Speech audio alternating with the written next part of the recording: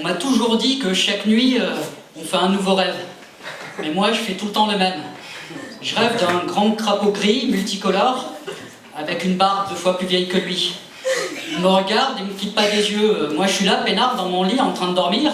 Et je rêve que je suis là, dans mon lit, et j'arrive pas à dormir. Et peu importe où je porte mon regard, celui du grand crapaud se pose sur le mien.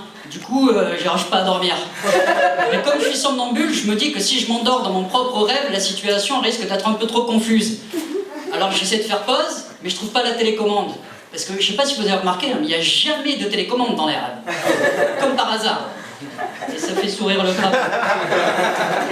Je lui dis qu'il a quand même une drôle de tête pour un chien, qu'il aboyait très très mal et qu'il ferait bien de mettre un slip. On était dans un parc, il pouvait y avoir des gens. Il me dit que, bien qu'il rêve souvent de moi, il ne sait pas parler. Mais quand il pense, il y a des mots qui sortent de sa bouche. Et quand la parole prend forme, elle s'envole.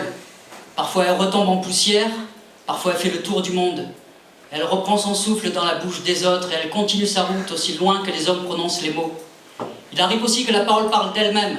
C'est la parole à suivre, c'est celle qui hante la pensée des hommes, à tel point que certains hommes fourbes falsifient la parole à suivre pour mettre les autres dans leurs poches. Leurs poches ne sont jamais assez grandes. Alors les autres s'entassent et s'étouffent. Il y en a qui font des trous pour s'échapper, pour aspirer un peu d'air libre. Et en cultivant l'air libre qu'ils expirent, ils espèrent le devenir. Bon, comme il ne savait pas parler, j'ai rien compris de ce qu'il m'a dit. Je voyais pas où vous voulez en venir. Et le vent s'est levé, il s'est mis debout sur ses jambes, sur toutes ses jambes, une infinité de jambes, peut-être même 2. Le ciel a commencé à s'émouvoir et il a commencé à pleuvoir. Et les gouttes d'eau qui n'avaient pas de parachute s'écrasaient la gueule par terre. Les perles d'eau, et lorsque les perles d'eau touchaient terre, j'entendais des mots d'une langue étrangère. Et autour de moi, des centaines, des milliers de gens, ils sont tous mis à crier. Ah! Je sais pas pourquoi, j'ai fait comme eux. Ah! Ils chuchotent chacun dans la barbe de l'autre et peu importe ce que je dis pour me justifier, ils m'écoutent pas. Comme s'ils n'entendaient que leur propre écho, leur propre ego. Alors docteur, vous avez des cachets pour ça?